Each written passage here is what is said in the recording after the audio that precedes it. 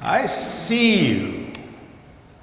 You know, when I read this lesson for the first time for this Sunday, that just stuck with me, that Jesus saw the woman. He saw her. And he sees us. For 18 years, this woman had been suffering from a physical disability. Could have been other things too. You know, to be bent over could mean a lot of different things if it's a literal or a figurative approach. But nevertheless, she was suffering greatly. And the community around her would have had to know about it. But it seems like maybe she never received much help. Maybe she was an outsider. Maybe she was even ridiculed. I don't know. But I'm sure she felt very, very alone. And then Jesus sees her. He calls her. He touches her. And he heals her. Now, that's pure God love, isn't it? But the problem with this is the inhumanity of the response. All in favor of some sort of a law. It suggests cruelty, really, or simply an unwillingness to see, not a full recognition of what Sabbath might really mean. Using the Sabbath as an excuse not to heal, using any law as an excuse not to heal, really? How does that work? I don't think so. At best, it's horrible theology. God always says yes. Always heals. No matter what the law. I'm not going to spend a lot of time about Sabbath. I want to focus on I see you a little bit more. But Sabbath is, in a sense, all the time. But bottom line, Ashley did a good job. It's holy rest. It's time for each of us to take a break and to refresh ourselves. And we need to do that, whether it's one day a week or, well, as you get older, maybe it's more than a day a week, eh? I do Sabbath every day for a few hours at least. It's important to take time to rest. It's important to take time to reflect on our life and God's life in us. And that's extremely important because the more we can do that and be aware and be comforted and strengthened by God's presence in our life, the more we are able to, one, enjoy life and share God's blessings with others. So it's extremely important. Sabbath is always important. And there is no good excuse to withhold the great shalom, particularly on the Sabbath, but on any day. All people, regardless of the situation that they are in this wild and wacky world, are entitled to such peace. All people are sacred in God's eyes. Now, just as Jesus saw the poor and the oppressed in Palestine, and particularly this woman who was sick, he sees us as well. He sees each one of you. In fact, the matter is we see him too. Not only on Sunday, on the Sabbath day, we know that wherever two or more are gathered in his name, Jesus is here, but Jesus is around a lot all the time. And here's the thing, my friends, we see Jesus through each of us who are willing to follow in the footsteps of Jesus. See Jesus all the time. Jesus sees you. People who are willing to help people become whole. Practicing that great peace. The great peace is practiced a lot. We've been the beneficiaries of it in a variety of ways. I mean, he sees you when you're afraid. He sees you when you're anxious or depressed. He sees you when you're lonely. And we can look at experiences in our lives where people have come to our aid in a variety of different situations where we needed that help. And that help came to us through God, working through people like us. Because that is how God works. There's no great mystery to it. Really, I mean, God sees everybody and everything, don't you think? He doesn't control everything, but he sees everybody, and everybody through free will has a choice to make a decision as to whether or not I'm going to manifest God's love in my life. It's that simple. But God doesn't just see you when you're hurting, he sees you when you're successful too. God knows great success can happen in a variety of different ways, whatever that possibly means, and it can mean all kinds of different things. But when you're gifted, God expects more. To those whom much is given, much is expected. A lot is expected. It's a heavy load that needs to be filled. God, the great bearer of peace, a force that works through people to bring healing and hope. You know, it used to be, and I think of this woman, and you know, it's always hard to know when we look at Bible stories and the extent that how did mental illness play a role in a lot of these sorts of situations, because it was thoroughly ununderstood. But in any event, it used to be in our life, even, people with mental illness were looked down upon or kind of pushed aside. Maybe that's what was going on here, I'm not sure. But it was not an easy thing, and I turned my attention to a song that was written in 1972 by The Who. The Who, can you see me, the real me? Can you? I went to my mother, I said, I'm crazy, Mom, help me.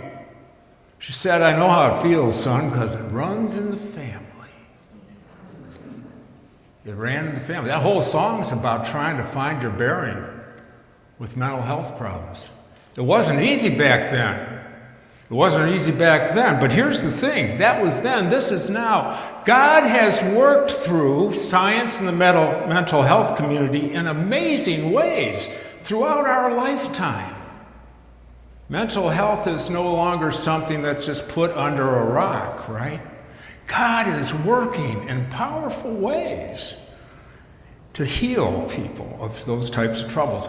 You know of my situation and how the depression and the alcoholism and all that other stuff, I'm cared for. And you know that, and I can talk about that freely. I'm not afraid of talking about that. 50 years ago, that would have been hard. That would have been hidden, right? But God is working in powerful ways. We're no longer ignored. And that's not to say there still aren't problems with mental health, there are. But he sees me through you. Because when you called me to be your pastor, you promised to pray for me and to support me and my family. You promised that. And guess what? You do it. And that's a good thing. It allows me to do whatever I can do to serve you. That's a good thing. Now,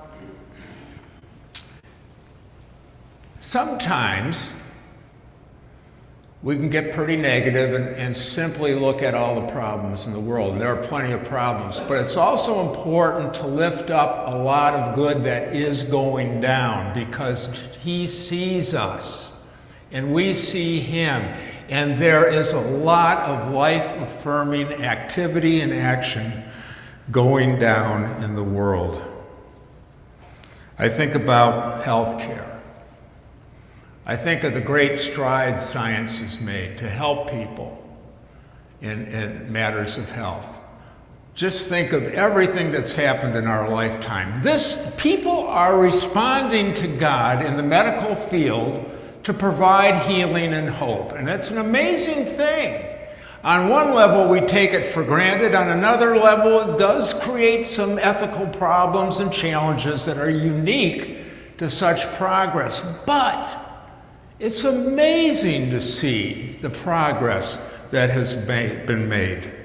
And that's not to say healthcare is perfect. a lot of people are not receiving the health care they need. And there are a lot of situations where the health care people need are being taken away by people who really don't know the real life story of the people they're taking it away from. It's easy to do. Civil rights, my goodness gracious. The headway that has been made in the civil rights movement has been extraordinary in our lifetime. Think about it. Think about the progress that has been made in the last 60 years. Hard-fought work. Always fighting the resistance. But work that has been done. God working through people. It's extraordinary. It's extraordinary, even though there are efforts to slow it down. Truth be told, we're about 2 generations away from having it straightened out. There's a lot of work yet to be done. And it will start up again. Advocacy for those who are disadvantaged.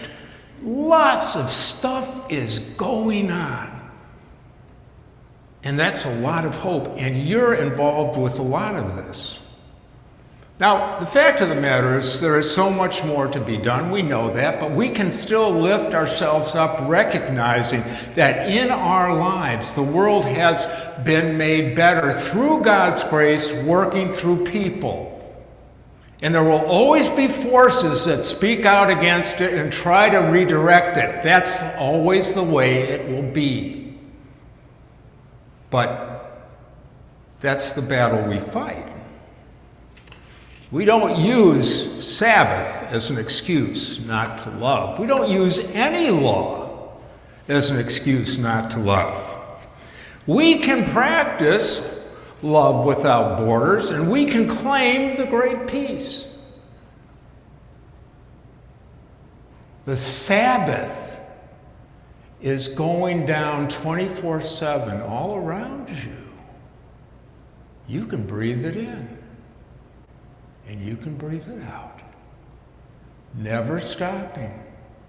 As much as we try to control it, as much as we try to tighten these rules and regulations and laws, God is everywhere, at all times and in all places. Good news is, my friends, is we've got a great start. We've got a great start. And we can keep moving forward. I'm going to close this with the Franciscan blessing. It's something that I do use every other week.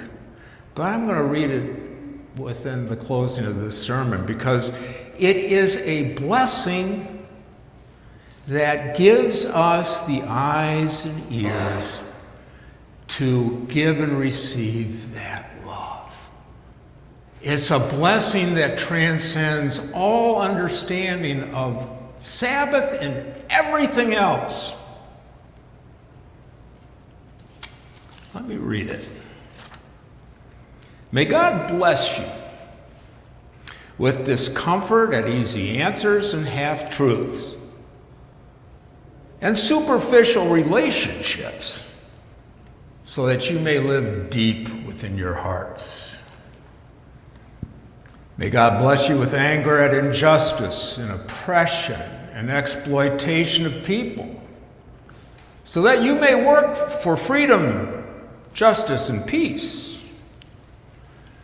May God bless you with the tears to shed for those who suffer from pain, rejection, hunger, and war, so that you may reach out your hand to comfort them and turn their pain to joy. And may God bless you with enough foolishness to believe that you can make a difference in the world, so that you can do what others claim cannot be done, to bring justice and kindness to all of our children and all of the poor. We can do this. We have done this, and we will do this again in this world, a world without end.